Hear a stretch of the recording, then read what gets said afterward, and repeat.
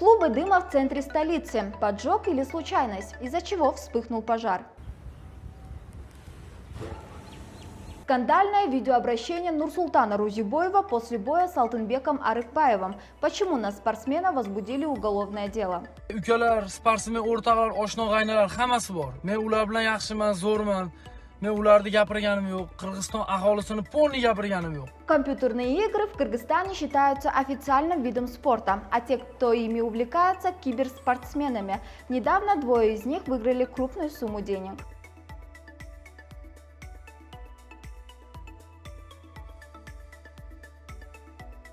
Омурбек Бабанов остался без автомобиля, где сейчас находится его тонированный Lexus.